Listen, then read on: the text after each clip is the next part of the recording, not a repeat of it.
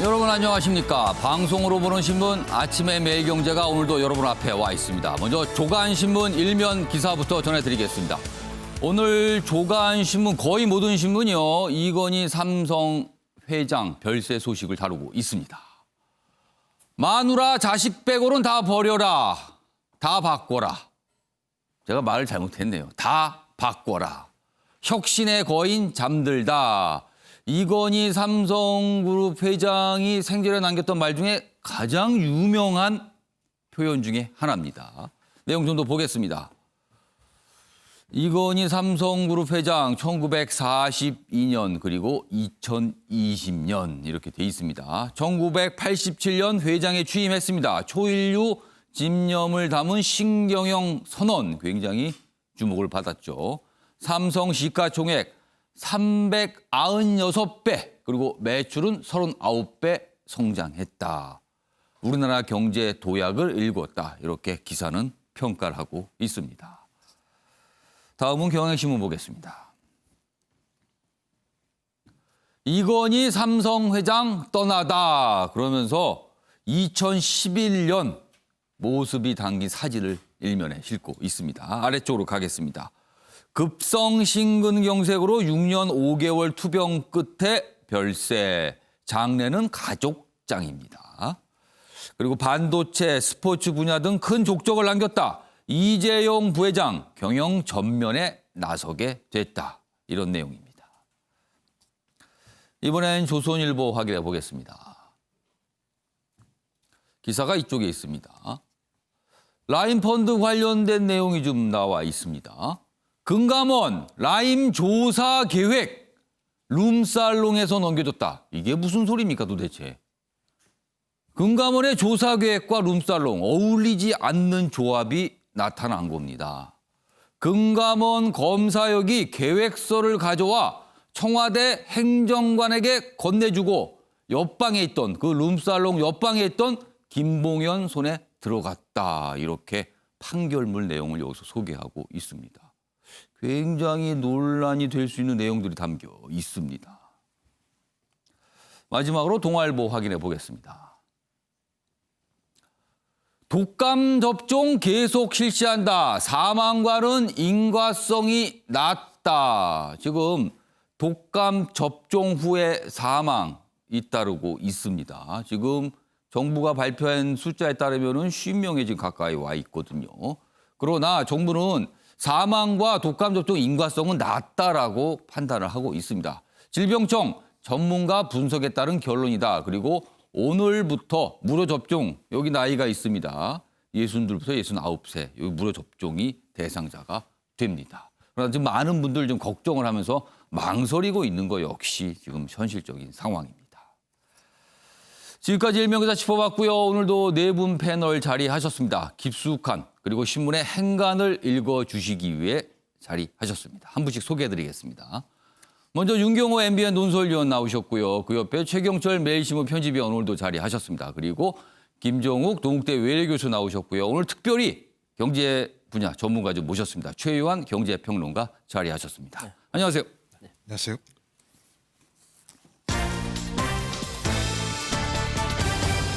오늘 다룰 주요 이슈들을 네 가지 키워드로 정리했습니다. 아침을 여는 키워드가 화면에 있습니다. 첫 번째 키워드 빛과 그림자입니다. 이건희 회장과 관련해서 굉장히 많은 족적을 남겼다. 거의 모든 언론이 이렇게 평가하고 있습니다. 그러나 언론에 따라서는요. 빛에 조명하기도 하고요. 그림자에 조명한 곳도 있습니다. 두 번째 키워드는 상속세가 10조입니다.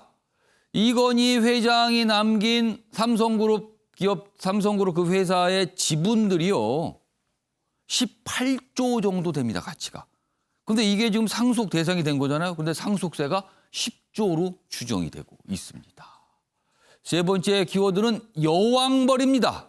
갑자기 정치권에서 여왕벌 얘기가 나왔어요. 윤석열 검찰총장과 관련해서 이 표현이 등장을 했습니다. 마지막 키워드는 접종 계속이다. 독감 백신과 관련해서 정부의 입장입니다. 이 내용도 오늘 깊숙이 다뤄볼 예정입니다. 자, 그럼 아침의 매일경제 본격적으로 출발하겠습니다. 첫 번째 이슈는 이건희 회장 별세 소식과 관련된 내용들입니다. 첫 번째 기사는 이건희 회장이 남긴 여러 가지 말들을 소개하고 있습니다. 어록입니다. 마누라 자식 빼고 다 바꿔야 한다. 그리고요. 정치는 4류, 행정은 3류, 기업은 2류다. 한참 전에 남긴 말인데 당시에도 굉장히 화제가 되고 논란이 되기도 했습니다. 좀 더 보겠습니다. 부친 반대를 무릅쓰고 반도체 분야에 진출했는데요. 당시 기술 식민지 벗어나는데 삼성이 앞장서야 된다. 여기서 말하는 기술 식민지는 일본을 겨냥한 얘기입니다. 그리고요. 공장 지으려면 도장을 1000개를 찍어야 한다. 기업 규제에 대해서 강하게 비판도 했고요. 그리고 21세기는 디자인이 승부처다.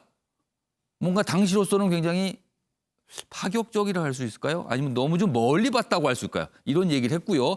그리고 이 얘기도 굉장히 주목을 받은 얘기죠. 천재 한 명이 10만 명을 먹여 살린다. 그러면서 이른바 슈퍼급 인재의 중요성 이런 거를 강조한 얘기도 좀 남아 있습니다. 다음은 사진을 좀 하나 보시겠습니다. 다음입니다. 이 사진 역시 굉장히 유명했던 사진입니다. 이게 1995년 3월 삼성전자 구미사업장입니다. 그러니까 당시에 삼성에서 만들었던 사진 전체적으로 보여요. 삼성에서 만들었던 핸드폰, 그다음에 팩스, 그다음에 일반 전화기 이런 거를 쌓아놓고요. 불을 태우는 겁니다. 품질 이렇게 만들어서는 안 된다. 불량물 너무 높다. 그러면서 제목이 이랬습니다. 불량 제품은 암이다. 이른바 애니콜 화형식으로 알려져 있습니다. 당시에 이게 이 가치가 뭐 수백억이라고 좀 알려져 있죠. 그걸 다 태워버렸다는 겁니다. 그리고 나서 이후에 품질을 높여야 된다. 이런 강조를 했다는 거죠. 지금 제가 이 사진 설명하는 동안 최유한 평론가께서 손짓으로 저한테 알려주셨어요. 당시 가치가 500억 원어치를 태워버렸다는 거죠. 500억을 태운 겁니다. 자, 그럼 여기서요. 이건희 회장이 생전에 남겼던 여러 가지 말들 영상으로 준비했습니다. 보시죠. 제2의 창업을 가꾸는 선봉으로서 혼신의 힘을 다하여 그 소임을 수행할 것입니다.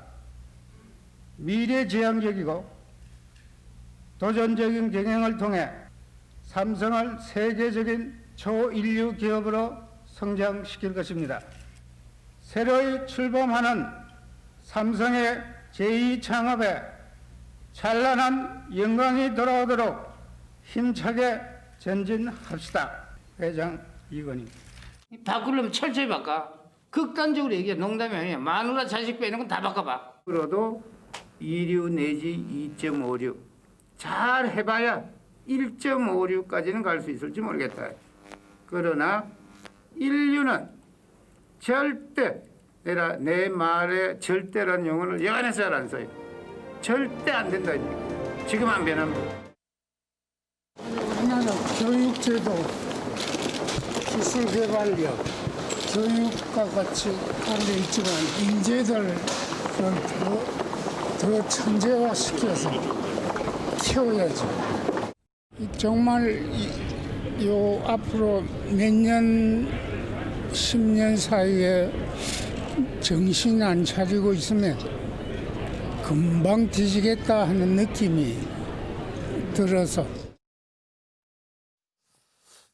그러니까 전체적으로 보면은 항상 안주하지 말고 위기를 생각해야 된다. 뭐 이런 내용으로 좀 정리할 수 있습니다. 다음 기사 하나 보겠습니다. 다음은 이건희 회장에 대한 평가가 담겨 있습니다. 정치권의 평가인데 좀 갈립니다. 여권에서는 빛과 그림자, 빛도 있지만 그림자도 있다. 이렇게 평가를 좀 해놨고요. 야권은 혁신의 리더다. 재계에서는 위기 경영 선구자다. 이렇게 좀 평가들이 나왔습니다. 여기 보면요. 정계, 재계, 평가 온도차가 있다. 그러나 추모, 물결은 공통적이다. 청와대에서는 노영민 비서실장이 조문, 문재인 대통령 메시지 유족에 전달됐다. 이런 내용도 좀 담겨 있습니다. 이 아래쪽 좀 보실까요? 여기 보면 이낙연 더불어민주당 대표의 평가 어제 평가가 좀 있었어요. 여기 보면 고인께서는 혁신의 리더십으로 변화를 이루갑니다. 변화를 이끄셨다. 이렇게 얘기하면서도 재벌 중심의 경제 구조를 강화하고 뭐 노조를 불진정하는 등 부정적 영향도 끼쳤다. 이 부분도 좀 지적을 했어요. 그러면서 고인의 빛과 그림자를 차분하게 생각한다. 그러니까 뭔가 지금 막 섞여 있습니다. 평가 내용들이요. 자, 그럼요. 정치권의 반응, 뭐 평가라고 할 수 있죠. 영상으로 준비했습니다. 보시죠. 이건희 회장은 삼성의 글로벌 도약을 이끌며 한국 경제 성장의 주춧돌을 놓은 주역이었습니다. 정경유착과 문호조 경영 등 그가 남긴 부정적 유산들은 이제 우리 사회가 청산해야 할 시대적 과제가 되었습니다. 마누라 자식 빼놓고 모두 바꿔라라는 혁신의 마인드는 분야를 막론하고 귀감이 되었습니다. 또 미래를 선도할 인재에 대한 애정과 철학은 지금도 인재 육성의 교본이 되고 있습니다. 국민의 자부심을 드높였던 성각자셨습니다.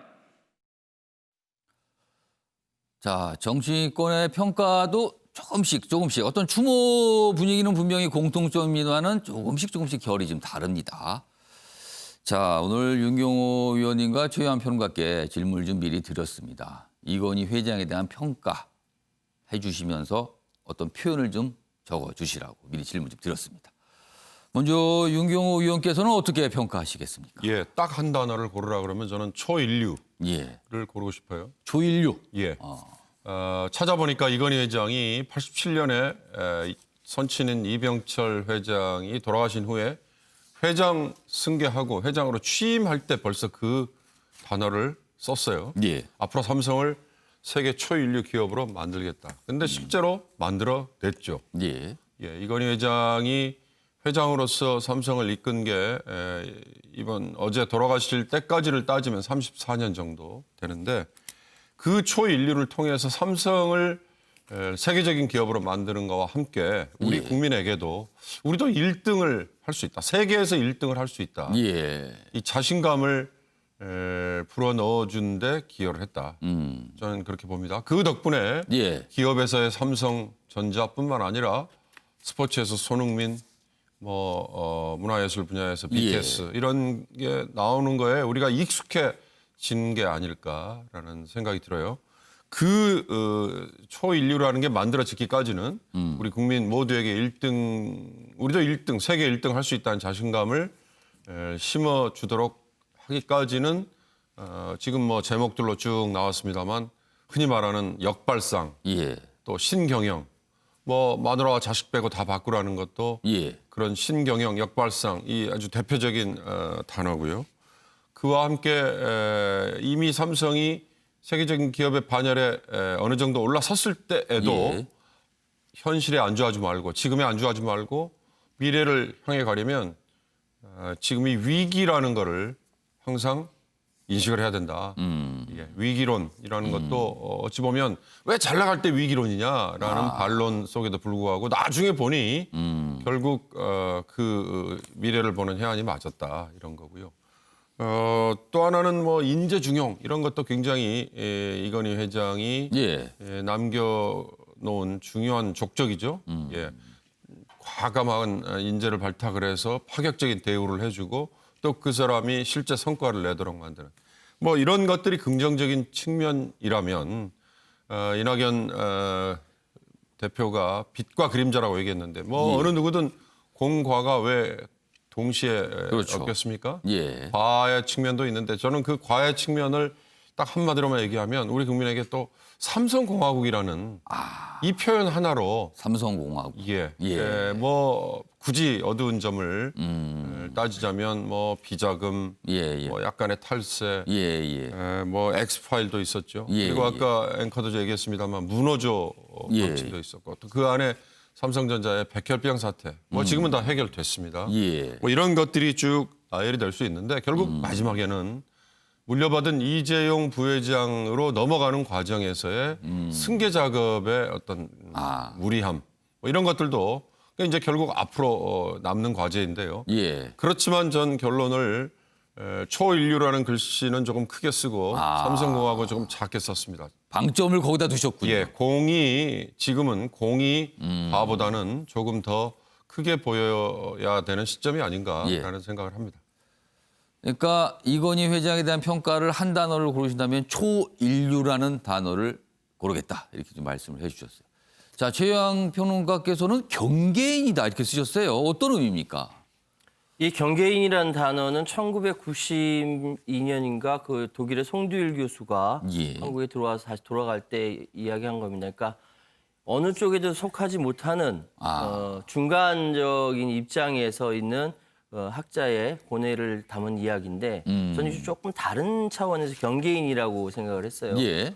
그러니까 이건희 회장은 과거에서부터 시작해서 미래까지 모두 다 섭렵을 한 통찰력을 갖고 있는 사람이고 그래서 과거에 몸담았고 미래를 바라보는 바로 그 경계에 서 있던 사람이다. 그렇기 때문에 마음은 미래가 있지만 몸은 과거에 타성에 젖어서 방금 말씀하셨던 것처럼 불법 탈세라든지 여러 가지 정직하지 못한 모습을 보였었고 그것이 뭐 뜻대로 됐겠습니까마는 어쨌든 경계에 서 있어서의 고뇌를 보여준 것이라고 말씀드릴 수 있고요.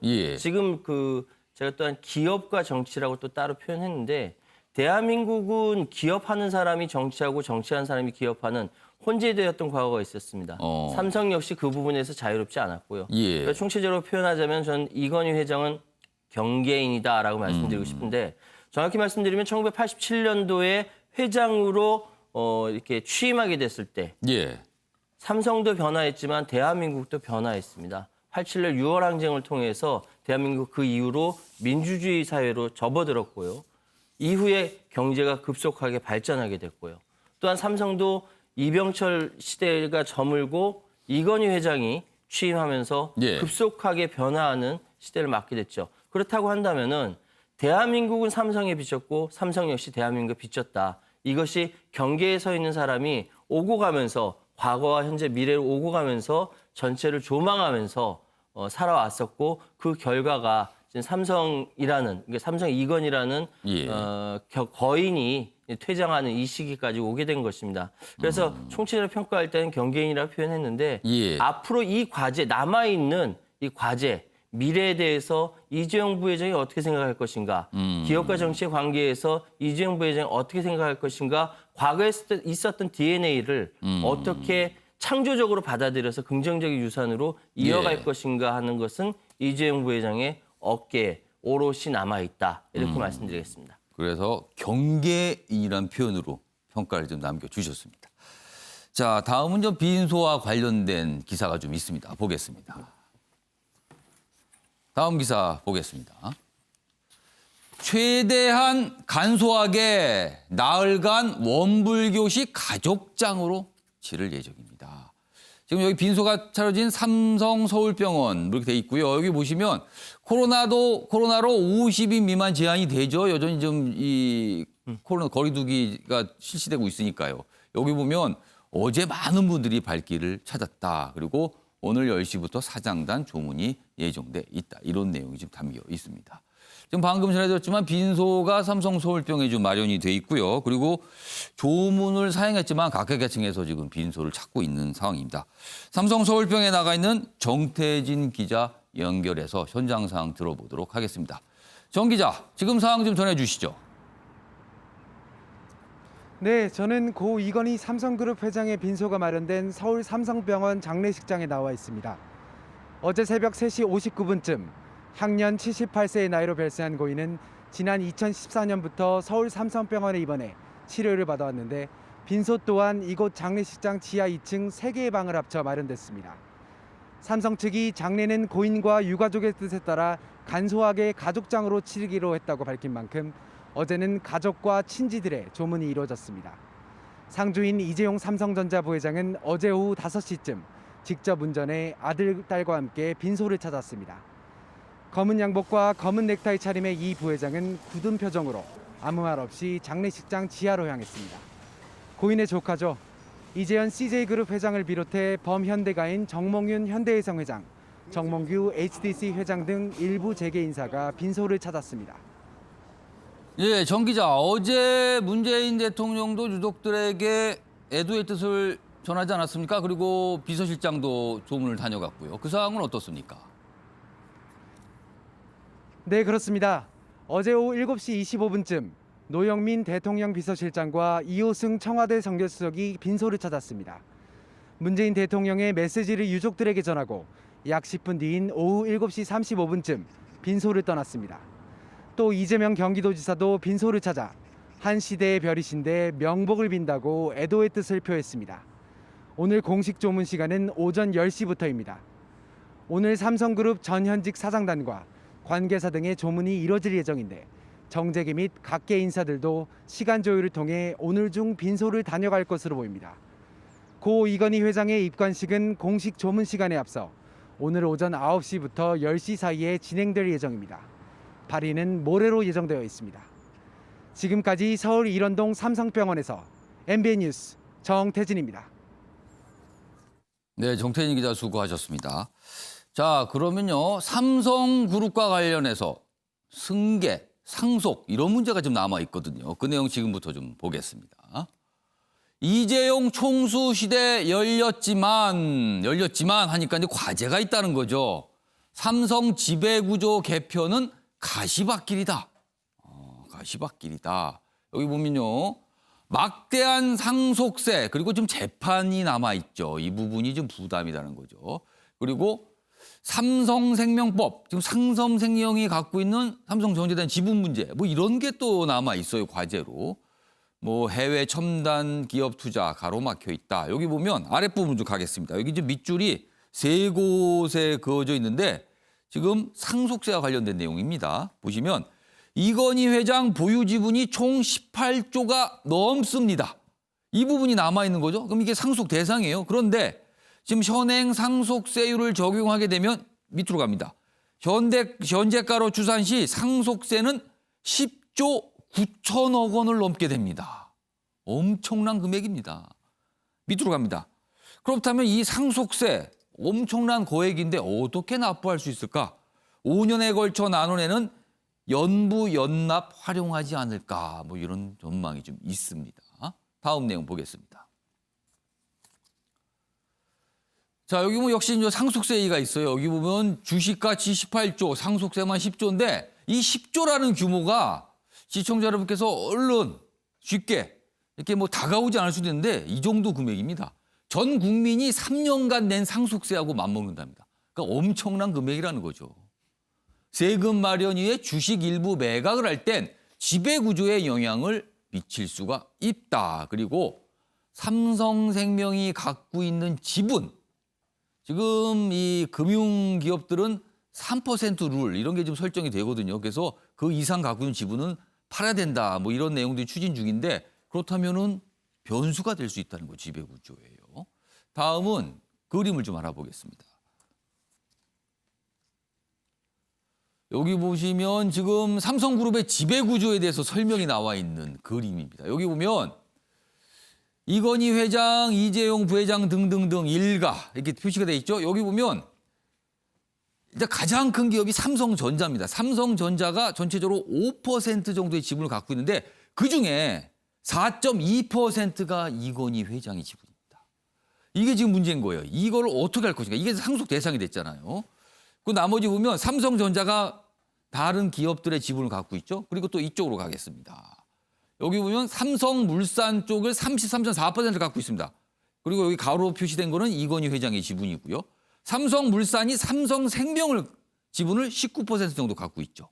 그리고 또 아래로 갑니다. 삼성생명이 여러 가지 금융기업들. 그리고요. 이 부분이 가장 중요합니다. 삼성생명이 여기 있지 않습니까? 화살표 따라가겠습니다. 이쪽으로 갑니다. 저 끝에 삼성전자가 있습니다. 8.5%. 이 지분의 처분 문제가 남아있는 겁니다. 지금요. 자, 이 얘기 좀 해보겠습니다. 최유한 평론가. 예.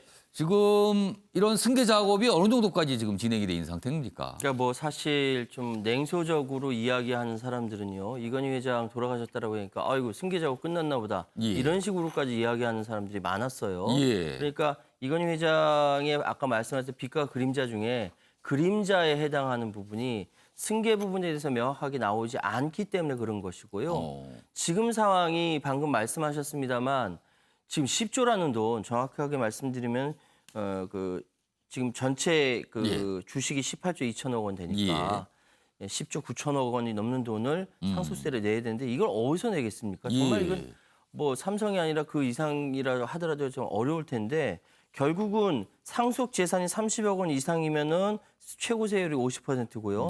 가족일 경우 60%까지 갈 수밖에 없는 상황입니다. 그래서 이렇게 많아진 거예요. 그래서 이거는 천상 삼성이 가지고 있는 본원적인 한계고 지배구조 그 전에 제대로 마련하지 못했던 부분인데 결국은 팔 수밖에 없는 것이죠. 그럼 주식을 팔 수밖에 없다. 이 돈을 마련하기 위해서. 그러니까 그게 딜레마입니다. 왜냐하면은 이재용 부회장이 새로운 뉴삼성도 선언하고 새롭게 런칭해서 이렇게 가게 되려면은 안정화되어야 되는데 지금 상속세 내야 되고 여러 가지 진행하려면은 가지고 있는 지분을 팔 수밖에 없는 상황이고 그렇게 되면 또한 이것이 뭐 외국 자본이라든지 흔들릴 수 있는 부분들이 있기 때문에 이것이 걱정인 거예요. 과거에 그런 경험도 좀 있었거든요. 그럼요, 외국 자본의 어떤 영향 이런 부분이요. 맞습니다. 그래서 이러한 것, 그러니까 지금 아버지가 돌아가셔서 슬픔에 빠져 있지만 한쪽으로는 굉장히 걱정되는 게 그 큰 삼성이라는 그 기업을 자기가 이끌어갈 때 안정화시켜서 가야 되는데 지금 삼성전자 지분 그 생명이 가지고 있는 아까 말씀하신 8.5%, 8.5%로 지금 제한되어 있는데 이게 보험업법에 의하면은 그 현재 가진 8.5% 가운데 약 8%를 팔아야 합니다. 그러면 약 25조 원어치 상반기 기준으로 생기긴 하는데 그렇게 되면은 이게 8% 팔게 되면 삼성전자라든지 여러 가지 전체에서 지배구조가 지금까지 생각했던 것이 흐트러질 수가 있거든요. 외국 자본들이 이거에 대해서 가만히 있겠습니까? 그렇지 않거든요. 그래서 이 부분에 대해서는 어떤 결론이 날렸는지 모르겠습니다만 전체적으로 봤을 때 삼성 이건희 회장이 돌아가시고 나서 위기가 지금 닥친 거예요. 이거 지혜롭게 아주 절묘하게 잘 배분을 해야 되는 그런 입장에 빠져 있습니다. 그러니까 지금 기사로 전해졌던 상속세 10조. 현실적으로는 주식을 팔아서 마련할 수밖에 없을 것 같다. 그리고 아까 뭐 5년 분납 뭐 이런 얘기도 있었지만은 너무나 거액이기 때문에 굉장히 어렵잖아요. 그 사이 그 과정에서 이런 지분 변화가 생기면서 지배 구조에 여러 가지 변화가 생길 수 있지 않는가 뭐 이런 얘기들이 조심스럽게 오늘 언론에 다뤄지고 있어요. 그러니까 삼성의 이제 독특한 방식이긴 합니다만 지금 우리나라의 상법상으로는 상호 출자를 막아놓은 대신 순환 출자는 가능하도록 돼 있거든요. 지금 표에도 나오지 않습니까? 삼성물산이 생명을 갖고 생명이 전자를 갖고 이런 식의 순환 출자가 가능한 상황에서 지금 이재용 부회장이 재판에 넘겨져 있고 기소까지 돼 있는 삼성물산이 사실상 지금 지주회사 같은 역할을 하도록 그동안에 준비를 해왔죠. 그래서 지금 삼성이 큰 그림으로 생명과 전자라는 두 축 중에 생명이 담당하고 있는 역할을 뭔가는 변화를 하지 않을 수 없습니다. 최현 평론가 얘기하신 것처럼 삼성생명법이라는 보험 관련 법이 통과가 되면 지금 가지고 있는 삼성전자의 지분 평가에 따라서 시가평가를 반영을 해서 갖고 있는 주식을 내놔야 되는 상황까지 가는데 그런 거에도 대비를 했을 것이다. 뭐 몇 가지 시나리오는 가능할 겁니다. 일단 현찰을 모아놨을 수도 있을 거고요. 그다음에 그 부담을 줄기 위해서 분납 방식을 일단 택할 거고. 과거에는 이런 대그룹 대기업에서 상속 문제가 생겼을 경우에 사실은 주식을 현물 납세를 할 수도 있었고요. 상가 세금으로 주식을 그렇습니다. 내놓는 거. 그리고 그걸 담보로 은행에서 대출을 받아서 내기도 했는데 지금은 그런 방식이 받아들여지지 않거든요. 과세 당국에서. 그러니까 어찌됐든 삼성물산이라는 지주회사 역할을 하는 그 회사가 이미 이재용 부회장이 단독 대주주로서 지배권을 장악하고 있기 때문에 제가 보기에는 지배구조가 흔들리는 사태까지 가면서 승계 작업이 이루어지지는 않을 것이다. 그게 지금까지 삼성이 준비를 해온 거기 때문에 그 그림을 빨리 내놓는 게 시장의 불안을 줄여주는 방법일 것이다. 그걸 삼성 스스로도 잘 알고 있을 겁니다. 우리나라 경제에 큰 영향을 주는 기업이잖아요. 그렇기 때문에 많은 분들이 관심을 갖고 있고요. 그리고 지금 보시면 지배 구조가 어떻게 보면은 이렇게 좀 순환 형태로 좀 보이고 있거든요. 과연 어떤 형태로 이 지분 상속이 정리가 될지 지금 많은 분들이 관심을 갖고 있는 상황입니다.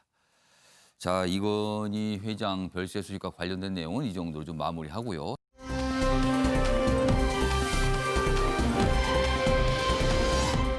다음 주제로 좀 넘어가 보도록 하겠습니다.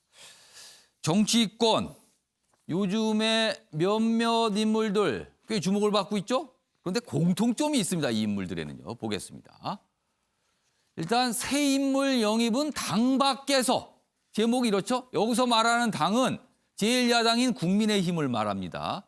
인물이 4명이 등장했는데 한 명씩 보겠습니다. 윤석열 검찰총장, 금태섭 전 민주당 의원, 최재형 감사원장, 그리고 김동연 전 부총리. 공통점이 있습니다. 바로 여당 눈밖에 좀 난 인물들이라는 거죠. 그런데 그런 인물들이 제1야당, 특히 제1야당의 어떤 선거와 관련해서 강하게 거론이 되고 있다는 겁니다. 이 상황입니다, 지금요. 자, 그럼요. 먼저 관련 영상 확인해 보겠습니다. 윤석열 총장도 그렇고 그 전에 뭐 최재형 감사원장 높이 평가하셨잖아요.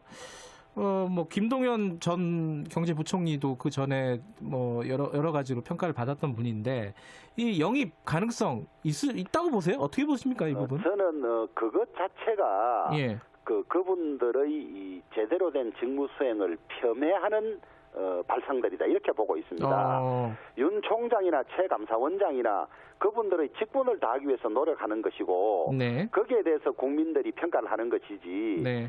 정치 영역으로 오는 것은 저는 또 다른 일이라고 생각하고 네. 지금 당장 그 직책에 있는 분들을 정치권에서 영입할 것이냐 말 것이냐고 이야기하는 것은 알겠습니다. 그분들의 뜻을 왜곡하는 것이라고 생각합니다. 최영철 편집이요? 네. 좀 가만히 보면요. 국민의힘, 그래도 국회의원, 의원이 100명이 넘는 큰 정당이에요. 그런데 서울시장, 내년에 있는 서울시장 보궐선거, 그다음에 있는 대선과 관련해서 다 밖의 인물들이 주로 유력하게, 물론 당 안에서도 손을 드는 인물이 있습니다만 아직까지 큰 주목을 못 받고 있어요. 그게 사실이거든요. 그렇지만 밖에 있는 인물들이 오히려 주목을 받고 있고 가능성이 타진되고 있거든요. 자, 이게 무슨 현실입니까? 국민의힘 입장에서는. 국민의힘이 지금 워낙 인물이 없다 보니까 예. 국민의힘 내부에서 적의 적을 끌어와서 동지로 삼자는 그러한 새로운 동지론이 일어나고 있습니다. 이 적의 적이 과연 동지인가에 대해서는 이게 공자님 하신 말씀인데 예. 이게 모택동이 즐겨 썼었죠. 적의 적이 바로 동지다. 그래서 끌어들어와서 우리 편 삼으면 예. 우리 편 힘 좋아진다. 이러한 논리인데 과연 국민의힘이 적의 적을 동지로 끌어들여서 국민의힘의 정체성을 과연 실현할 수 있겠느냐. 적의 적은 뭐 그런 표현이 있다고 하지만 지금 사실은 이런 분들이 거론되는 자리는 리더잖아요. 그 자리는. 그렇죠. 그런 측면에서 국민의힘의 인물란을 예. 현주소를 그대로 드러내는 것이다. 그래서 저는 결국에는 국민의힘이 저러한 분들보다는 새로운 인물을 찾을 수밖에 없을 것이다. 지금 계속 김종인 위원장을 비난하는 주류의 가장 큰 말이 우리 인물을 찾자. 과거 다른 사람들이 버린 인물 말고 우리 인물을 찾아서 승부하는 것이 국민의힘이 진정 살아남는 길이라고 하는데 저도 예. 그 길을 가야 국민의힘이 새롭게 태어나고 2022년 대선에서 승리할 수 있지.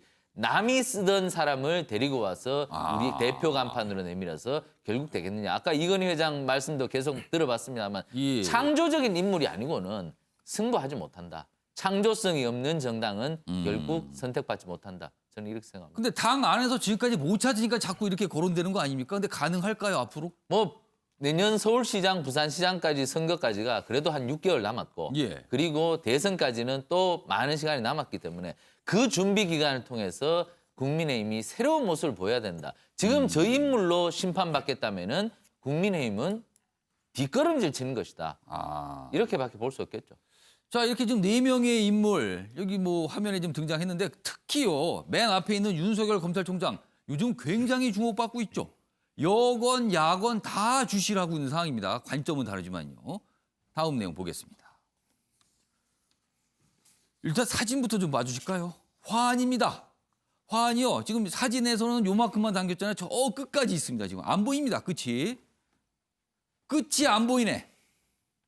지금 기사에 따라서는 이 화환이 놓여져 있는 이 길이가 100m가 넘는다는 얘기까지 있습니다. 여기가 서울 서초구 대검찰청 앞에 윤석열 검찰총장을 응원하기 위해 보내진 화환들입니다. 이게 밖에 이렇게 벽에 놓여 있다고 합니다. 100m 줄로요. 기사 내용 좀 보겠습니다. 대검 주변 윤석열 화환 200개가 넘는다. 200개가 쭉 서 있는 겁니다, 지금. 그러자 진해영 검사, 이분은 약간 계속 이 어떤 야당 이런 쓴소리를 많이 한 검사로 알려져 있죠. 대검 나이트 개업했나? 그러니까 무슨 나이트클럽 개업식인가 이렇게 얘기를 한 겁니다. 그래서 또 여러 가지 얘기가 좀 있었습니다. 보수단체 화환 전시할 것도 뭐 이런 반응까지 있습니다. 지금 막 갈립니다, 반응들이요. 이런 화환의 모습 주목을 끌고 있고요. 다음 기사도 보겠습니다.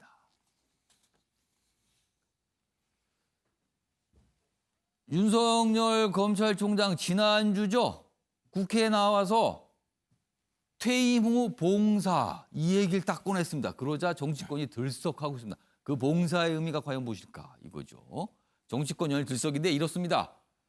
윤 눈에 뵈는 게 없다 이런 반응. 근데 또 다른 반응은요. 확실한 여왕벌이다. 여왕벌은요. 다른 벌들 다 거느리고 있는 거잖아요. 리더란 뜻이죠. 여당은요. 윤 본인 위치에서 충실해달라. 이렇게 또 강조하고 있습니다. 야당은요. 정치판으로 오라. 두둔 환영. 뭐 이런 반응들이 나옵니다. 이런 가운데 추미애 법무장관 오늘 종합국감에서 또 한 번 출석하거든요. 여기서 나오는데 질문 받겠죠. 어떤 반격이 있을까? 기사는 이렇게 전하고 있습니다. 조대진 변호사부터 질문 좀 드릴게요. 사실 지금까지 검찰총장 출신이 정치권에 뛰어든 전례가 없죠. 지금까지 없는 걸로 나오는데 만약에 윤석열 총장이 퇴임 후에 뭔가 정치권에 나온다면 이건 첫 사례가 되는 거예요. 그래서 이 부분이 약간 좀 예의가 있습니다. 그래서 어떻게 보세요? 저는 계속 이렇게 말씀을 드리는데 윤석열 검찰총장이 지금 일부 국민들의 지지를 되게 전폭적으로 받고 있는 상황이거든요. 예. 부적절하다고 보여지고요. 지금 현직 검찰총장인데도 불구하고 언어적인 정치적인 발언도 지금 하고 있고 그리고 본인이 그걸 좀 즐기는 것 같아요. 그래서 이제 내가 진짜 일부 언론에서 이렇게 대권 주자로서 이제 퍼센테이지도 나오고 그러니까 그런 부분을 좀 즐기는 것 같은데 야권에서도 이렇게 또 바람을 넣는 모습도 보이고요. 그러니까 바람을 넣으니까 또 바람이 또 들어가는 것처럼도 보입니다. 근데 제가 드리고 싶은 말씀은 검찰총장 하셨으니까 국민을 위해서 봉사하고 싶으면 지금 현재 직분에 충실하시고 그리고 나가셔서는 좀 그만 이제 쉬셨으면 좋겠습니다. 더 이상 국민을 위해서 혼돈에 빠뜨리고 여러 가지 지금 직분에 충실하지 못한 분이 나가서 국민을 위해서 또 어떤 일을 하겠다라고 얘기하는 것 자체가 좀 어불성설인 것 같으니까 지금 일에 충실하시고 나가신 뒤에는 충분히 이제 그 사회의 어른으로서 좀 쉬시는 게 좋지 않을까 싶습니다. 자, 김주혁 교수. 그런데요. 여기 보면 이 위에 눈에 뵈는 게 없다. 그리고 본인 위치에서 충실해달라. 이게 좀 여권의 반응이란 말이에요. 김주혁 교수님. 이런 반응이 나오는 거 보니까 여권도 굉장히 신경이 쓰이나 보다. 기사들은 또 이렇게 분석하고 있었거든요. 지금 민주당의 속에 있는 생각은 무엇일까요? 일단 민주당의 기본적인 가치는 뭐냐면 검찰개혁을 통해서 저희 촛불 시민들이 생각했던 그러니까 권력을 사유하려고 하는 것들을 막을 수 있는 최대 방책은 검찰개혁들을 완성해서 저도 권력을 국민이 행사할 수 있는 길로 갈 수 있도록 하나의 중간에 어떤 중요한 법률적 제도적 방법들을 만들어낸다고 생각을 하는 건데 이제 그런 차원에서 윤석열 검찰총장이라고 하는 분을 대통령이 임명을 한 거였죠. 근데 그 임명한 이후에 검찰총장이 보여준 모습을 보게 되면 검찰개혁이라기보다는 검찰 우선주의에 많이 빠져 있었던 것 같다. 그다음에 과잉 수사를 많이 했던 것 같다라고 하는 논란이 분명히 많았었고요. 그 과정에서 소위 최근 윤석열 검찰총장이 국정감사장에서 나와서 하는 얘기들을 보게 되면 상당히 좀 과거와는 다른 좀 정치적 발언들을 하고 있는 거 아닌가라고 하는 내부의 의심이 분명히 있는 것 같습니다. 왜냐하면 본인이 뭐라고 얘기했냐면 대통령이 적절한 메신저를 통해서 임기 지키며 소임을 다하라라고 얘기했다. 전 그렇기 때문에 대통령이 그렇게 얘기했기 때문에 임기를 다 지키고 검찰총장으로서의 정치적 개입이 아닌 본인의 충실한 수사권들을 행사하겠다라고 얘기해놓고 이제 그 다음에 정치할 생각이 있냐고 물어봤더니 잘 모르겠다라고 하는 여지를 남긴다거나 아니면 퇴임 이후에 무엇을 할 것인지 고민하겠다라는 얘기들은 대통령의 이야기를 가지고 임기를 충실하게 마치겠다고 얘기했음에도 불구하고 그 다음에 나온 얘기들은 좀 정치적 의도성들을 내포하고 있기 때문에 검찰총장의 발언으로서 부적절한 측면이 분명히 있는 측면이고요. 앞으로 그렇다면 남은 임기 동안 검찰총장의 발언 하나하나가 정치적 쟁점이 될 수밖에 없지 않겠습니까? 저는 그런 측면에서 직분과 소임을 다해달라는 얘기를 하는 것 같고요. 저는 그런 측면에서 윤석열 검찰총장이 나름대로는 지금 사태에 대해서 상당히 압박을 받는다는 생각을 분명히 할 겁니다. 하지만 그럼에도 불구하고 검찰개혁이라고 하는 자기의 가치들을 실현하겠다고 본인이 말씀하신 만큼 앞으로 남은 기간 동안은 정치적 행보를 좀 최대한 자제하면서 검찰개혁을 충실히 수행하시고요. 내년도 임기를 마치고 난 다음에 자연인으로서의 윤석열 검찰총장이 정치라는 행위에 대해서는 누가 뭐라고 얘기할 수 있겠습니까? 하지만 남아있는 임기 동안만큼은 본인이 말씀하신 것처럼 자신의 본분에 충실한 어떤 검찰총장의 길을 걸으시는 게 제가 볼 때는 본인을 위해서도 좋은 길이 아닌가 생각을 합니다. 퇴임 후에 윤석열 검찰총장이 정치권에 들어온다면 민주당 입장에서는 굉장히 부담스럽습니까? 아니면 별 부담이 안 될 거로 보십니까? 뭐 제가 볼 때는 이 문제가 그렇게 큰 부담이 될 거라고 저는 생각하진 않아요. 왜냐하면 다 아시겠지만 행정관료 출신들이 정치에 들어오는 과정 자체는 근데 험난하고 대부분 다 실패를 할 수밖에 없었습니다. 그 핵심적인 이유 중에 하나가 뭐냐면 그분들은 국민들의 민심을 돌보는 위치에 있지 않아요. 관료 조직이기 때문에 상급자에 복종하는 관행들을 가지고 살아오신 분들입니다. 따라서 그런 분들이 정치에 들어오게 되면 오랜 시간 동안 하여튼 나름대로 노력을 해야 되는데 그런 부분들이 없기 때문에 쉽지 않을 거라 생각을 합니다. 자, 지금 잠깐 말씀하셨는데 지금 윤석열 검찰총장이 지금 정치권에서 국민의힘 내부에서는 물론 갈리고 있습니다만 굉장히 어떻게 보면 좀 같이 하자는 분위기가 형성이 돼 있고요. 민주당에서는 그런 부분을 굉장히 강하게 지적하는 분위기가 형성이 돼 있거든요. 그 기사 좀 보겠습니다. 다음입니다. 이회창이 되나 고건이 되나. 이거는 그러니까 가정을 한 거예요. 정치권에 들어온다는 가정을 한 겁니다. 이회창이 되나 고건이 되나. 윤석열 대망론 불지피는 야당이다. 이렇게 돼 있습니다. 여기 보면 장제원 의원은 확실한 여왕벌이다. 홍준표 의원은 잘 모실 테니 와라. 이회창 같은 지도력, 기대다. 반면에 정치적 훈련 부족에 좌초할 수 있는 거 아니냐. 고건, 반기문 이런 사례를 거론하기도 합니다. 그렇습니다. 지금 보면은요. 보수 진영의 어떤 차기 지도자와 관련돼서 굉장히 부각됐던 인물들이 3명입니다. 이회창, 고건, 반기문. 그러나 고건, 반기문, 이회창 약간의 모습이 달랐죠. 그래서 과연 윤석열은 어떤 길, 어떤 모습일 건가. 이게 지금 또 관심사로 떠올랐습니다. 이 얘기 좀 해보겠습니다. 먼저 최영철 편집위원 어떻게 전망하세요? 어떤 모습일 걸로? 네, 저는 고건과 반기문 전 총장의 길을 걸을 것이다. 그렇다면은 거기는 아예 출전을 못했는데요. 네, 링에도 오르지 못할 것이다. 왜냐하면 지금 김종욱 교수님 방금 얘기했다시피 공무원으로 평생 살아온 분들이 과연 아까 제가 얘기했다시피 그야말로 창조의 세계인 정치에서 과연 발을 붙일 수 있을 것인가. 정치는 아무도 밟지 않은 길을 걸어갈 수 있어야 됩니다. 그만큼 불안하고 힘들고 미래를 모르는 것이고 그렇다면 굉장한 모험심이 필요한 것인데 과연 공무원이 그만한 모험심을 갖고 할 수 있을 것인가. 그리고 우리나라 국내 정치 상황을 봐도 고건 총리나 반기문 전 총장처럼 아주 이름난 분들이라도 막상 정치판에 들어오면 안 된다는 거죠. 고건 전 총리는 대통령 권한대행 한 뒤에 2년 동안 지지율 1위 달렸습니다. 지지율이 거의 40% 육박하면 그랬죠. 과거에. 반기문 전 총장은 바른정당이 아예 그분을 대통령 후보로 찍어놓고 당을 창당할 만큼 그만큼 확실한 대선 후보였습니다. 하지만 정치판이 그렇게 녹록지 않다는 것이죠. 그렇기 때문에 우리나라의 거의 모든 대통령이 재수 삼수를 합니다. 문재인 대통령도 재수했고 박근혜 전 대통령도 재수했습니다. 그렇습니다. 그만큼 정치판은 고된 훈련을 통해서 재수 정도는 해야 된다는 것인데 이분 국회의원 한 번 안 하고 지금 바로 대선으로 들어온다는 것은 많이 힘들다는 것을 저는 조금 비관적으로 보는 사람 중에 한 명입니다. 그러니까 링에도 못 간다. 이회창 케이스 아니다. 지금 이렇게 전망을 하신 거예요, 지금. 굉장히 정말 강력하게 하신 것 같아요, 지금. 김종욱 교수께서는 어떻게 전망하십니까? 뭐 제가 보더라도 쉽지 않은 길이다. 하나는 뭐냐면 저는 국민의힘이 계속 그 러브콜을 보내는 것 같아요. 근데 국민의힘이 변하지 않으면 아무런 대책이 없습니다. 한 명의 인물이 새로 들어온다고 해서 변하지 않는다는 생각이 분명히 드는 거고요. 왜냐하면 일단 다 아시겠지만 국민의힘 자체가 인물난, 그다음에 수권 능력에 대한 국민적 의구심이 분명히 있는 상황입니다. 근데 그런 상황인데 2016년, 2017년, 2018년, 2020년 네 번의 선거를 다 졌어요. 전국 선거를 다 졌습니다.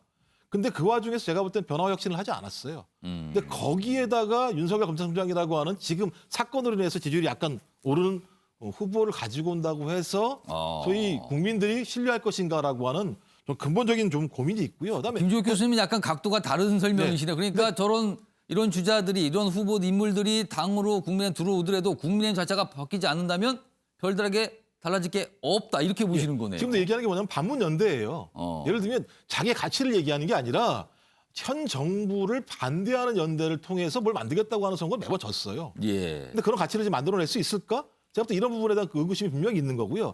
또 하나 윤석열 총장도 마찬가지입니다만 제가 볼 때 정무 능력은 과거에 비해서 많이 늘긴 한 것 같아요. 본인이 정부 관계 없다고는 얘기했었습니다만 최근 국정감사에서 말을 하는 거 보면.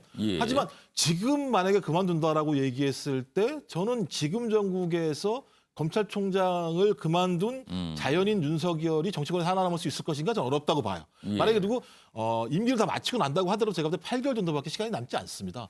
저는 진짜 본인이 사회에 봉사하겠다는 마음이 있으시다면 차기가 아니라 차차기 진짜 그야말로 열심히 민심들을 살펴보고 정책 행위를 통해서 국민에게 검증을 받고 난 다음에 국민이 요구한 다음에 그때 나오는 게 맞지. 이런 상황과 관련해서 본인이 정치적 행보를 결정하는 건 제가 볼 때 국민의 힘을 위해서도 또는 본인을 위해서도 좋지 않다는 생각이 들고요.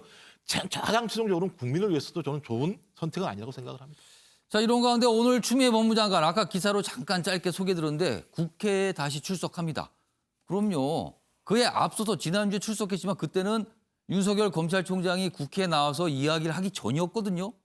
근데 오늘은 그 이야기가 나온 뒤에 국감입니다. 아마 관련된 질문이 굉장히 많이 나올 것 같은데 윤경호 의원님께서 보시기에는 오늘 추미애 법무장관이 어떤 식의 얘기를 할까요? 글쎄, 윤석열 총장의 국정감사에서의 발언을 그대로 조목조목 반박을 하면 이건 제가 보기엔 별로 성공한 성과로 이어지지는 않을 것 같아요. 이제는 한 단계 뛰어넘든지 아니면 윤석열 총장의 뭐 이런 이 국정감사 이후에 나왔던 이런 뒷얘기를 덮을 수 있는 이런 게 오히려 지금은 오히려 먹히는 전략이다. 그러나 중요한 건 자, 윤 총장이 했던 얘기 중에 장관은 정무직이고 정치인이다 이렇게 얘기를 했어요. 그러니까 이제 장관은 아마 정치적인 발언을 서슴지 않겠죠. 그걸 또 뭐 본인도 이미 당대표 출신이고 오선 의원 출신이니까. 그러나 윤 총장은 지금 우리 패널들이 말씀하셨듯이 뭐 상하 이 몸에 배어 있는 어쨌든 공직에 쭉 있었던 분이니까 이분이 한 얘기의 정치성 발언과는 그건 차원이 다를 것이다. 전 하여튼 다시 원점으로 돌아가면 오늘 추 장관이 윤 총장이 했던 얘기를 고스란히 반박하는 얘기를 되풀이하면 그거는 실패하는 거다. 그 다른 이제 모습을 좀 보여줄 필요가 있다고 봅니다. 조대진 변호사. 오늘 추미애 법무장관의 질문 참 많이 받았고요. 근데 그중에서 윤석열 검찰총장이 했던 얘기 중에 가장 많이 회자됐던 것. 검찰총장은 법무장관의 부하가 아니다. 그 질문 또 나올 겁니다. 부하입니까 아닙니까? 그러면 추미애 법무장관은 뭐라고 답을 할까요? 당연히 그 외청이기 때문에 부하라는 또 그 부하다. 페이스북에다가 또 올린 바가 있거든요. 그렇기 때문에 지휘 감독을 받는 부하의 입장이다. 꼭 부하라는 단어가 주는 의미가 좀 그렇지만 어쨌든 지휘 감독을 받는 입장이다라는 그 의견을 표명을 할 거고요. 그리고 체계에 관련돼서도 명확하게 추미애 장관이 좀 뼈아픈 지적을 좀 할 것 같은데 지금 윤석열 검찰총장이 여러 가지 혼동을 하고 있는 상황들을 한 번에 깔끔하게 정리할 수 있는 발언들이 많이 나올 것이라고 저는 기대를 합니다. 이렇게 되면 또 한쪽에서 얘기하면 그것도 반박하고 또 얘기하고 그리고 뭐 오늘 추미애 법무장관이 또 여러 가지 얘기를 하면 또 윤석열 검찰총장은 어떻게 생각합니까? 또 기자들이 취재를 할 거예요 분명히. 그럼 직접적으로 얘기하지만 또 지인들 통해서 아니면 밑에 관련 참모들 통해서 또 전해지는 얘기가 분명히 나올 겁니다. 그러면 다시 또 굉장히 격돌이다 또 이런 표현이 등장하지 않을까 싶습니다. 자, 이 주제 이 정도로 마무리하고요.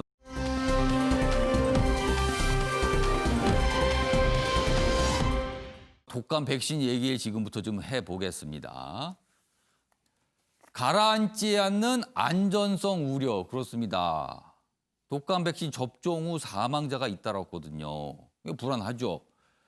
그러나 정부는 투인데믹을 막아야 한다. 그러기 위해서는 접종은 계속돼야 된다. 이런 입장입니다. 시험대에 오른 정부다. 시험대에 오른 정부다.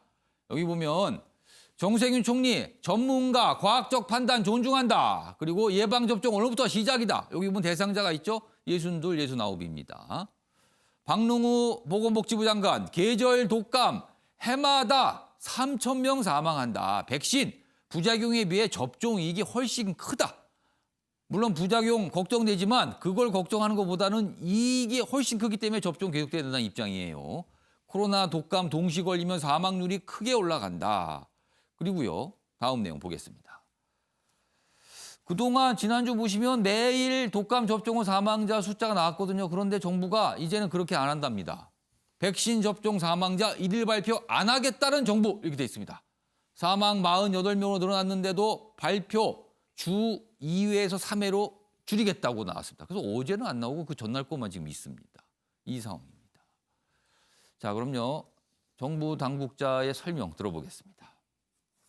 작년 절기에 65세 이상 그 인구 중에서 예방접종을 맞고 7일 이내에 사망하신 분이 약 1,500명 정도 되는 걸로 숫자를 확인할 수가 있습니다. 26건의 사망 사례는 시간적 근접성이나 기저질환 또는 부검 결과를 볼 때 모두 예방접종과의 인과성이 매우 낮은 사례들이라고 판단하였습니다. 이러한 사례 분석 결과를 기반으로 예방접종을 중단할 상황이 아니며 코로나19와 계절 독감의 동시 유행 위험성을 고려할 때 예방접종을 지속하는 것이 필요하다는 의견을 제시하였습니다.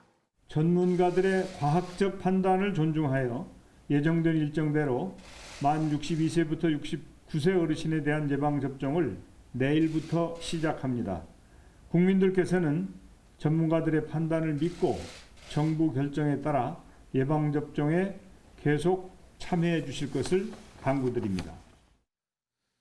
자, 정부의 설명은 이겁니다. 독감 백신 접종과 최근에 발생했던 사망 사이에 인과관계가 없다는 겁니다. 연관이 없다. 그러니 독감 접종 계속한다. 그리고 해마다 독감 접종 후 사망이 1,500명 정도 나온다. 이건 통상적인 거다. 이렇게 설명을 한 겁니다. 그리고 이 사망자 집계를 매일 발표하지 않겠다. 주 2회, 3회만 하겠답니다. 정철 편집위원, 사망자 집계 일일 발표 안 한다. 이거 어떻게 보세요? 정부가 국민의 불안을 잘 읽지 못하고 있다.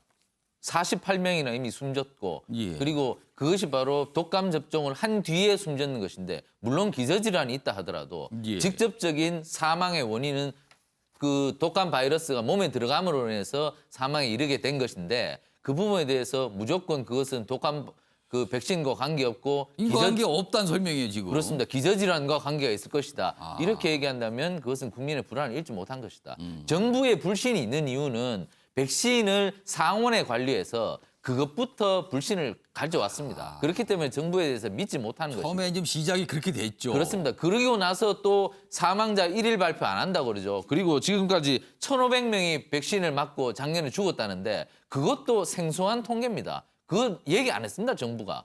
그런데 이제 와서 이렇게 그 전문가들 정도만 좀 알고 있었던 내용이었을까요, 그럼? 많이 죽었는데 왜 지금 새삼스럽게 많이 죽었다고 얘기하느냐고. 그렇게 국민에게 득달같이 얘기하는 것은 정부로서의 신뢰를 더 잃게 만드는 것이 아니냐. 저는 정부가 이럴 때일수록 매일 통계를 더 정확히 발표하고 이분은 이렇게 돌아가신 것으로 보입니다라고 좀 더 브리핑을 열심히 하셔야지 자꾸만 통계를 감춘다면 국민의 마음을 잃지 못하는 것이다. 통계는 통계대로 얘기하고 하지만 이 부분은 이런 것이니 국민께서 우리에게 대해서 신뢰를 좀 가져달라는 그런 이해를 하고 설득을 하도록 해야지 정부가 너무 밀어붙이는 것이 아니냐. 저는 좀 우려가 좀 있습니다. 그러니까 여기 보면 왜 매일 발표 안 하는가? 여기 설명이 있어요. 정부의 설명이 있는데 이 아랫부분 좀 잡아주시기 바랍니다.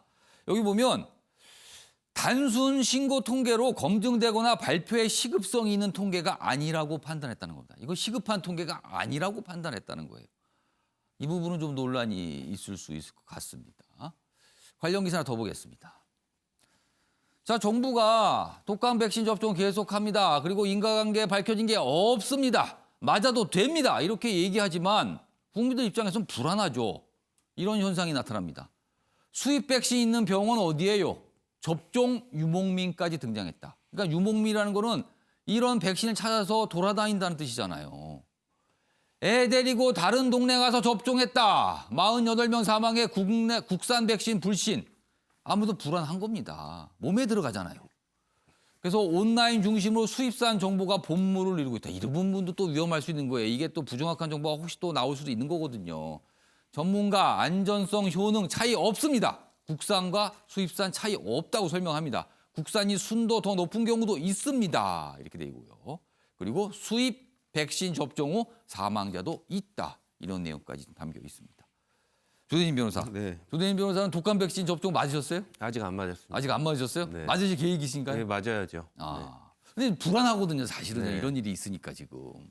근데 뭐 정부를 믿어야 되는 거고요. 그리고 아까도 말씀 주셨다시피 지금 인과관계 여러 가지 조사를 했음에도 불구하고 인과관계가 명확하게 드러나지 않았다라는 이유를 좀 들었거든요. 예. 그러니까 그렇게 인과관계가 명확하게 드러나지 않았음에도 불구하고 괜한 걱정으로 독감 백신 접종을 또 미룬다면 예. 그것도 문제가 될 수 있거든요. 그러니까 투인데믹 이걸 또 걱정하는 거예요. 그리고 수치를 매일 발표하지 않느냐에 관련돼서도 불만스러운 목소리가 좀 나오는데 예. 몰라서 또 이익이 되는 것도 있습니다.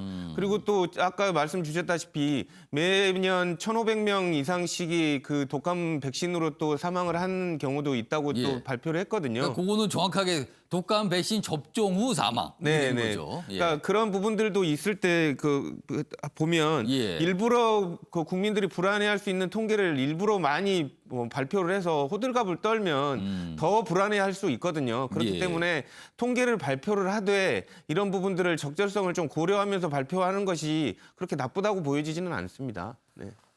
그러니까 정부도 고민인 거야. 이건 생각지도 못한 고민이었을 겁니다. 독감 백신 관련해서 이런 논란이 있을 줄은 정부도 생각을 못했는데 아까 최영철 편집위원이 얘기했지만 처음에 독감 백신의 상호 노출 그 부분부터 사실 뭔가 실수가 있었고 문제가 있으면서 이렇게까지 오게 된 상황입니다. 자, 이번에는 나라밖 소식을 좀 전해드리겠습니다. 먼저 사진 하나 좀 보겠습니다. 굉장히 눈길을 끌었던 사진입니다. 여기 보시면 이 사진이 뭘로 보이실까요? 지금 이 사진은 호주 시드니에 있는 어떤 해안내에 있는 바다, 그러니까 바다 모습이죠. 시드니 앞바다에 있는 모습인데 여기 보시면 뭐가 많이 있죠. 물고기 같아요. 그리고 여기 중간에 하얗게 두 군데가 돼 있고 여기 세 군데가 동그라미 돼 있습니다. 이 많은 물고기로 보이는 거는 뭐냐면 연어떼입니다. 연어떼 무리가 바다에 왔는데 여기 보세요. 여기 뭔가 큰 물고기 보이죠? 이게 상어입니다. 상어. 그리고 그 앞에 갑니다. 여기 보면 어떤 사람이 서핑보드를 타고 있어요.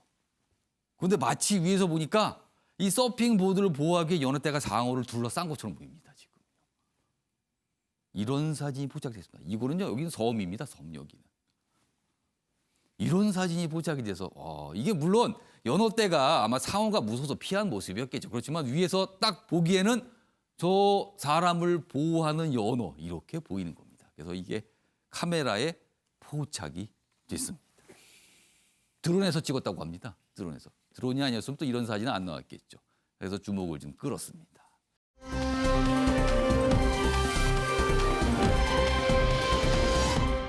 다음은 역시 국제 뉴스인데요. 트럼프 대통령, 중국 시진핑 주석 각각 기사로 이어집니다. 보겠습니다. 지금 미국 대선 얼마 안 남았어요. 현지 시간 11월 3일입니다. 그런데 여론조사상으로는 바이든 민주당 후보가 앞서는 거 나오죠. 그런데 그 앞서 4년 전에도 그런 여론조사를 믿었다가 뒤집혔잖아요. 그러니까 또 이번에도 혹시 그러는 겁니다. 여론조사도 예측 못하는 미국 대선 승자 중국 이우시장은 알고 있다. 이우시장. 중국 저장성에 있는 이우라는 이름의 시장입니다. 이 시장은 뭘 알고 있다는 겁니다. 뭔가 보겠습니다. 저장성 소재 3개의 슈퍼마켓이라는 별명이 붙어 있는데요. 전 세계 자파의 30%가 여기서 나온답니다. 선거용품 주문량 바탕으로 4년 전에는 트럼프 대통령 당선을 정확하게 예측했답니다. 그런데 이번에도 트럼프 쪽 주문이 엄청나게 늘고 있답니다. 그럼 또 혹시 또 트럼프 대통령 이렇게 생각하게 되는 거예요. 그런데 최근에 바이든 후보는 현장 유세 많지 않고 온라인 쪽에 집중하기 때문에 또 변수가 있다라는 거죠. 모르겠다는 거네요, 결론은요, 지금요. 여기 보면요, 이 이후 시장이 어떤 건지 보겠습니다. 여기 설명이 되어 있습니다. 총 면적이 베이징 올림픽 스타디움의 18배입니다. 그리고 그 시장의 상점이 점포가 60만 개가 있답니다. 상상이 되십니까? 가게가 60만 개가 몰려 있어요. 찾기는 할 수 있을까요? 얼마나 너무 많아. 그리고 200만 종의 제품을 판답니다.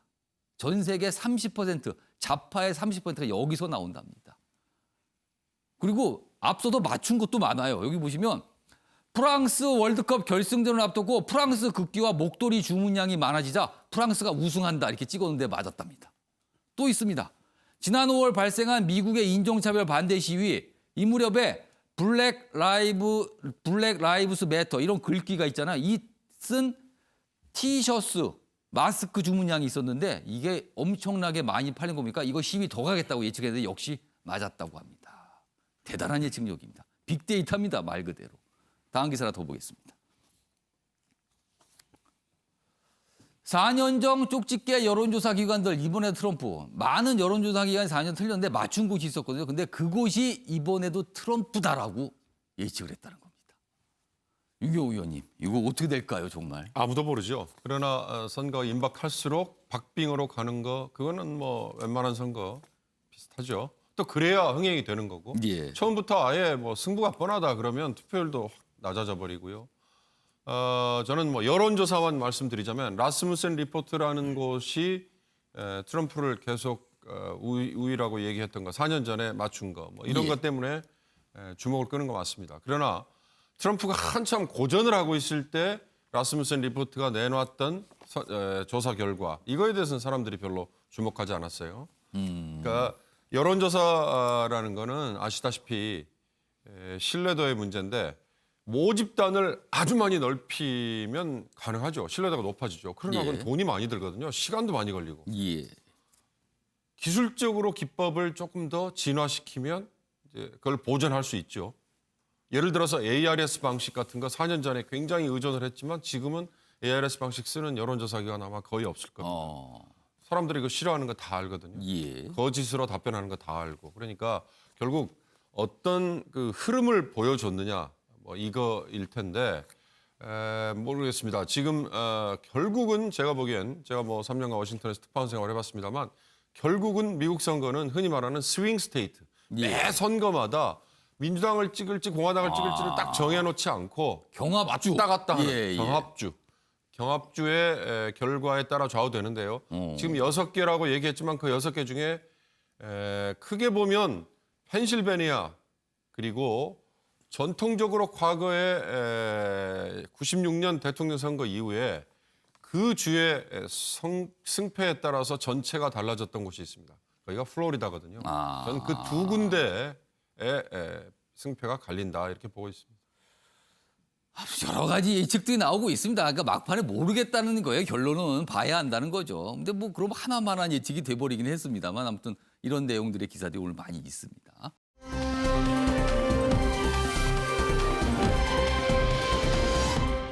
다음은 시진핑 중국 국가주석 얘기 좀 해보겠습니다. 다음입니다.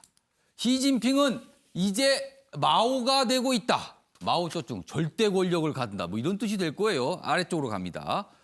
지금 총서기 권한이 대폭 강화됐는데 회의 소집 권한은 물론 의제 설정 권한까지 가졌답니다. 모여서 회의합시다. 이 권한을 넘어서 이거 얘기합시다까지 할 수 있다는 거예요. 마오쩌둥 같은 주석 위상에 근접했다는 거죠. 그런데요. 다음 기사 보겠습니다. 이런 와중에 얼마 전 시진핑 중국 주석이요. 6.25 전쟁, 한국 전쟁 관련해서 얘기했어요. 중국, 시진핑 연설, 미국의 엄중한 경고, 항미 원조 영원히 계승. 항미 원조, 우리로서 이게 한국 전쟁을 뜻하는 거거든요. 이거를 엄청 칭송을 한 겁니다. 우리로서는 좀 불편하잖아요. 우리 외교부가 역사적 사실과 배치된다 이런 입장을 좀 냈습니다. 뭐 끝나지 않은 전쟁을 규정하면서 막 영웅시하고 있거든요. 우리로서는 좀 불편합니다. 김종욱 교수님, 시진핑 주석 왜 이러는 거죠? 뭐 일단 기본적으로 미국이 이제 인도 태평양 전략이라고 그래서 중국을 압박하는 전략을 좀 추진하고 있습니다. 그런 예. 상황에서 중국 입장에서는 2030년부터 50년까지를 소위 중국이 미국을 세력전이하는 과정으로 보고 있어요. 좀 그런 과정을 준비하기 위해서는 강력한 권력이 필요하다, 강력한 권한이 필요하다는 것이 소위 중국 공산당 내부의 나름대로 입장인 것 같고요. 그걸 위해서 이제부터 강력한 권한을 확대하는 과정에 있다. 하지만 이제 문제는 뭐냐면 전 이렇게 예를 들면 권력을 강화시키게 됐을 때 당연히 그 권력의 강화는 인민에 대한 통제, 그렇죠. 억압으로 나타날 수밖에 없기 때문에 이것들은 반대로 중국 인민들의 폭발을 가져올 수도 있다라고 하는 양날의 검과 같은 상황이 분명히 있습니다. 하지만 중국 공산당 입장에서는 소위 미국과의 향후에 벌어질 세력 전이 과정에서 그것들을 준비할 수 있기 위해서는 본인들이 하고 있는 뭐 1대1로든 아니면 중국몽이든 이런 것들을 만들어내기 위해서는 강력한 리더십을 만들어서 그것들을 발휘한다라고 생각들이 강하다. 저는 이런 것들이 나타나고 있는 상황이라고 생각이 듭니다. 지금 이 기사에 보면요. 이렇게 권력을 강화하는 이유가 미국에 맞서 군사력을 키우기 위해서다. 그렇다면 주변 국가들이 불안해지는 거지 않습니까? 우리가 불안해지는 거예요, 또 그러면. 이런 여러 가지 또 과제들을 좀 던져주고 있습니다. 마무리하겠습니다. 정부가 조사를 해보니 코로나 이후 성인의 42%가 체중이 늘었다고 합니다. 확진자, 이 표현 유행했었는데 현실로 나타났다고 할 수 있습니다. 정부는 일주일에 150분 정도 빠르게 걷는 정도의 운동량을 권장하고 있습니다. 이번 주부터 해보시면 어떨까 합니다. 시청해주신 여러분 고맙습니다.